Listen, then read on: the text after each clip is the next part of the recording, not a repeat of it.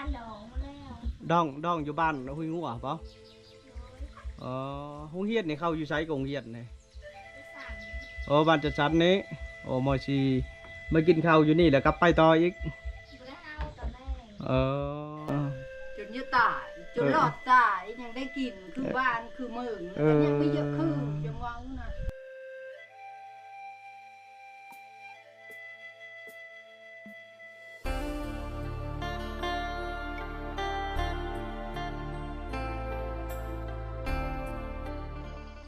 เอากราบทักทายแล้วก็สบายดีมาถูทุกคนนะก่อนยินดีเข้าสู่ซ่องบ้านน้ำกันวิถีชาวบ้านเช่นเก่าเช่นเดิมทุกคนเลยกาตัวนี้เขากำลังคือเข้าสู่ไปบ้านสร้างแต้มนะกับบ้านสร้างแต้มนี่ขึ้นก็เมืองอาร์ตสปอร์ตได้ทุกคนเลยแขวงชวนในเขตนะอันนี้เขากำลังหอดเครื่องทางนะแต่ว่าถนนหนทางเพิ่นก็เป็นป่าเป็นดงนะเพราะว่าช่วงนี้ก็เข้าสู่ฤดูฝนเส้นทางก็ยากกันแน่ทุกคนเลยมีน้ำค้างตามทางว่าช้าบ้านสร้างแต้มเป็นบ้านสร้างแต้มเก่าแก่ทุกคนเลยการราคาเฮือนนี่ครับประมาณ4-5ราคาเฮือนนี่แหละนะก็จะให้ทุกคนไปเบิ่งวิถีชีวิตกันเป็นอยู่บ้านเพิ่นว่าอยู่กันจังใดนะก็เพราะว่าบ้านนี่ครับราคาเฮือนกับบ่หลายทุกคนเลย3-4-5ราคาเฮือนประมาณนี้แหละนะตามมาไปอีกทีนึงเขาได้ทายให้ทุกคนได้เบิ่งแล้วแต่ว่าจะให้ทุกคนได้เบิ่งอีกรอบ2ทุกคนเลยว่าเป็นบ้านเพิ่นว่าสิเป็นอะไรไปซะไปรับชมดูกันเลยทุกคนไป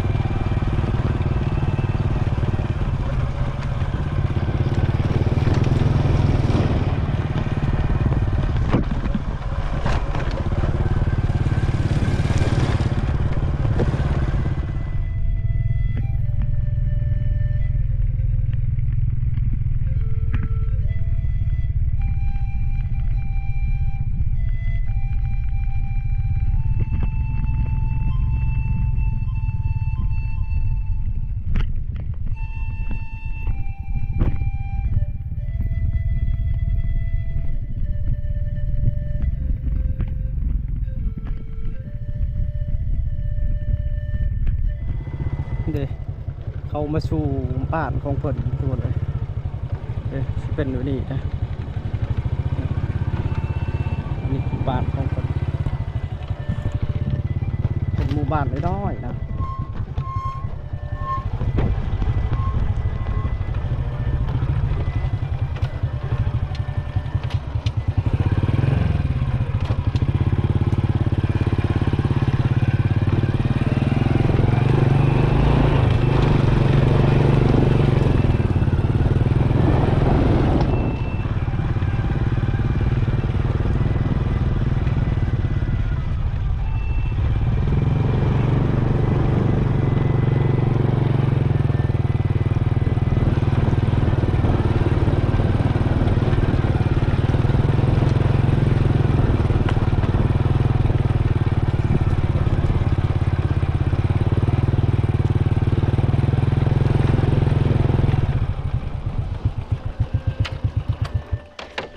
สบายดี ไปอยู่กันเนาะสบายดีไม่เท่าเฮ็ดพี่เลออยู่ เฮ็ดพี่ยังอยู่ว่ะอยู่ชื่อๆป้าแต่ดุดมันแป้นนะเนาะนี่เนาะป้าโตคักดีเนาะปลูกก้าปลูกมุงแล้วบ่เดี๋ยวนี้นี่ยังอันนี้สิปลูกเฮือนอีกหลังนึงบ่อยู่นี่ขวดมันแป้นโดยอยู่กันจักราคาเฮือนในบ้านเอาเด้5เนาะประมาณเนาะหรือกว่าบ่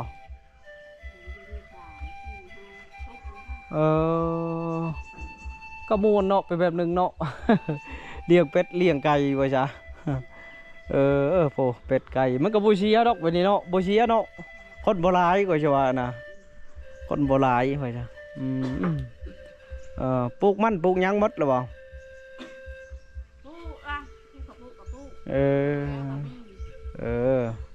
ส่วนหลายก็เฮ็ดให้แล้วเนาะโดยอันนี้ก็น่าเจ้าบ่ตัวแถวนี้ห้องนี่แม่นหมดเนาะตัวป้าดเป็นกันพายข้างในเนาะแม่เนาะอันเด้โฟก็ม่วนไปแบบหนึงเอง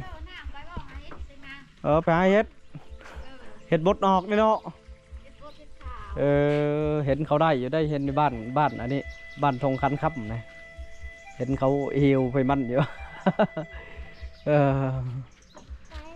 กับมวนเวลาหนึ่งเนาะคนโบราณกับมวนไว้จ้ะเอาไปก็เด้อขออนุญาตเลาะนี่เด้อเลาะดินเลาะหัวเด้อันนี้กับชาวบ้านเพิ่นทุกคนเลยชาวบ้านเพิ่นกับมันที่แล้วใช้ชีวิตกันล่างรถไถไว้จ้ะนี่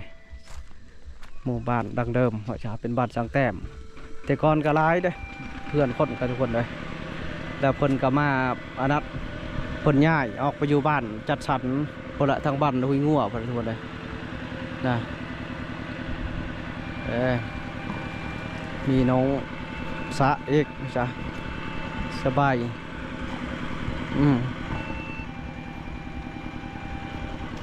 เพราะว่าบ้านนี่บ่มีไฟฟ้าด้วยทุกคนเลยบ่มีไฟฟ้ามันก็ใช้กันแบบนี้แหละแผงโซลาร์เซลล์นะบางที่ก็บ่เห็นจับแผงโซลาร์เซลล์ทุกคนเลยสบายดี ผู้บ่าวลากรถไถบ่ลากรถโอ้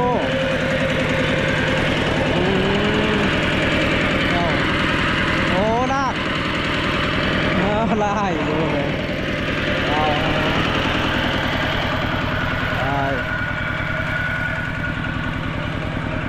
เดี๋ยวจะป้ากันย่างเลาะนะนั่งเลาะไปดินทางที่เท่านี้แหละทุกคนเลย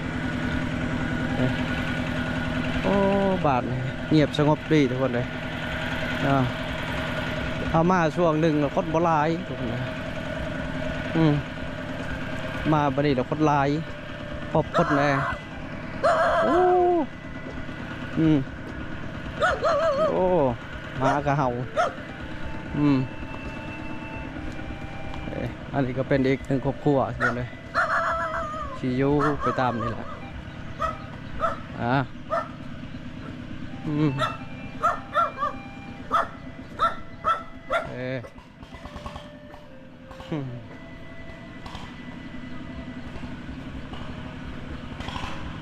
บังแล้วบังเขาชีนับแล้วก็1 2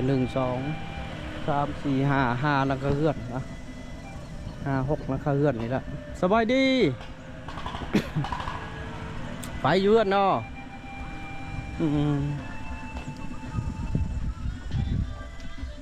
สบายดีป๊อปเขาแล้วทุกคนเลยมีเห็นผู้สาวของยาเนี่ยเห็นผู้สาวป๊อปเขาแล้วผู้สาวป๊อปเขาในเฮือนเลยแล้วบ่ได้ล้มช้ำเพิ่นร้ายได้เขาบอกผู้ไทยทุกคนเขตนี่นะเป็นภาษาผู้ไทยตัวนี้ราคาเฮือนสด เริ่มไปมันแล้วเขาก็ละอายทุกคนก็ญาตินะพอพบผู้ใหญ่ทุกคนนะเห็นแต่เด็กน้อยได้ผลใส่แฟงชนเชียวอยู่ในราคาเฮือนสบายดีพายุเนาะสบายดี ไปหาเลาะลินหาเลาะหาเที่ยว จักราคาเฮือนในบ้านเอาดิ7โอ้7ราคาเฮือนเนาะกระมูดเนาะอยู่ไปนี่ก็เนาะกับพออยู่มันบ้านเก่าบ้านเดิมมันเก่าบ้านเดิมแต่ก่อนในร้ายบอกครอบครัวคนอยู่18แต่ก่อนแล้วย้ายไปอยู่บ้านอ่ะไปยังอยู่บ้านจัดสรรอยู่คนเลยเป็นที่เป็นทางเลยกลับมาอยู่บ้านเก่าแต่ก่อนเจ้าไปอยู่พูดแล้วว่าท่านได้อยู่จะเจอแต่ว่าพวกไปกับไปคนละคันไปกับไฟฟ้าลงมาคนละไฟมากยังบริลงบ่ไฟฟ้าบ้านจัดสรรครับยังอยู่นี่ก่อนเนาะบ้านไฮหน้าตะก้าเด้เจ้าอยู่โอ้เฉพาะเจ้ายังบ่ไปแล้วใช่มีดินไฮดินหน้าอยู่นี่เว้ยใช่ไปยังชิแลนมาพี่เนาะไก่เติบได้เว้ยใช่อยู่ด้วยกันจะคดเนือนเอาเนี่ย5 คนบัดเข้าน้ำจำป้าได้กุ้มอยู่บ่ก็โอเคแล้วเนาะโอ้ดินเจ้าเนี่ยคือชิกว้างเนาะมันอันนี้จุดนี้มันเป็นดินของพ่อเฒ่าเป็นดุดปีนี้มันจะปลาตัวถือว่าเป็นนาบักใหญ่นะมาดิก็สบายอยู่ไปจ้ะอยู่นี่ก็สะดวกสบายแล้วไปจ้ะออกไปกับมันกับพ่อเก่าแล้วพอดีง่ายยุ่งยากไปจ้ะไปยุ่งแต่ไฟฟ้าลงไปเลยเบิ่งจังหวะก็เนาะเอาไปก่อนบ่เนี่ยคนอันนี้ครับสีผ้าตัวคนเลาะไปเรื่อยนะพาทุกคนเบิ่งวิถีชีวิตกันเป็นอยู่แอดลมของชาวบ้านเพิ่นนั่นแหละพ่อชาวเป็นผู้ชาวทุกคนเห็ดกินยังเห็ดกินพี่เลอะนะแกงหน่อไม้โอ้เป็นแต่แซ่บแต่เนาะ เห็ดกินแกงหน่อไม้หน่อไม้ยังหน่อไม้ไผ่บ่หน่อไม้กระซะโอ้เอาขอถามแน่บ่เนี่ยได้ครอบได้คั่วหรือบ่ได้ครอบได้คั่วหรือบ่วะยังเข้าเงียนบ่โอ้ยห้องได้เลยโอ้ยสีถามมันเดี๋ยวใดเนาะบ่เนี่ยเบิ่งมาเมื่อนี้จะหากาเจาสาวนักเรียนบ่เนี่ยขออนุญาตซอมื้อนี้เด้อพ่อแม่ไปใช้มื้อนี้ดองอยู่บ้านหุยงัวเปล่าห้องเฮียนนี่เข้าอยู่ไซกงเฮียนนี่บ้านจัดสรรนี้มอชีมากินข้าวอยู่นี่แล้วกลับไปต่ออีกชื่อนั่นได้ฮะชื่อแมนวันทองอายุจักปีล่ะ10 มาเด้เขาหอดห้องม.4เด้อเนาะปีหน้าก็ม.5 ม.6 ม.7ก็จบแล้วบัดนี้จบนี่สิมีพันอยากเป็นหยังบัดนี้เรียนหยังต่อยังบ่ได้คือเอาให้จบก่อนบ่ซะ เอาไปก่อนเด้อวันนี้เด้อ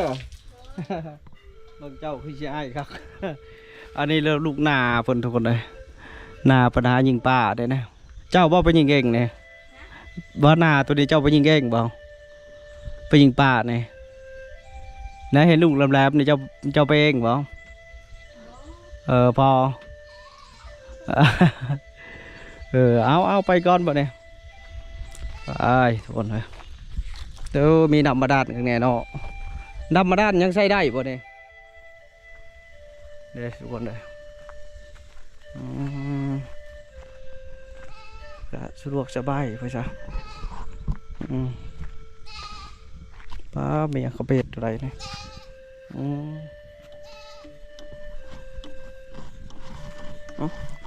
คุณนำออกไปเลย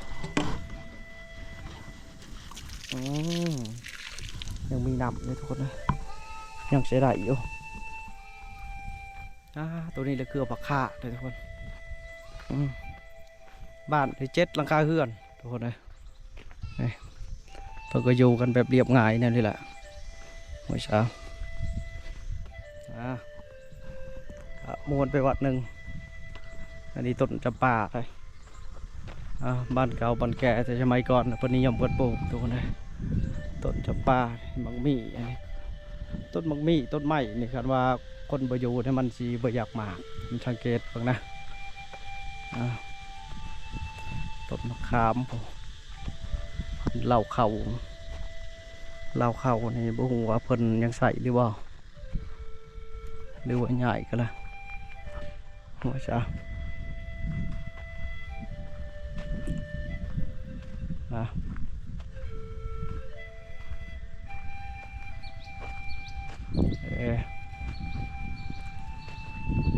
อันนี้แล้วต้นมะเฟืองที่ว่าต้นไม้ยังลายทุกคนในบ้านนะต้นไม้กินหมากลายเด็กขาเหือนก็ประมาณนี้แหละ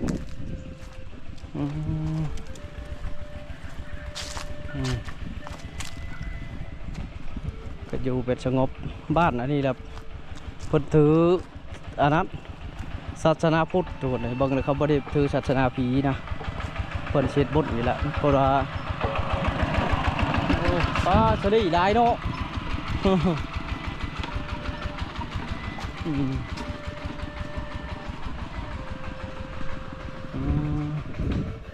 ดี๋ยวนี้ก็บ่เห็นคนอยู่ทุกคนเลยมันเนี่ยก็ขักไปวัดหนึ่งต้นมะขามกันลายบ้านเก่าเย็ดไม่ใช่อันนี้ก็เป็นอีกเพื่อนหนึ่งเฮ็ดยังอยู่ไม่เท่านั่งอยู่โอ้เป็นตะมวนนี่เนาะอยู่ผู้เดียวกลางคืนนี่ชื่อบุ้งเงียบว่าไม่เท่าเงียบมาแล้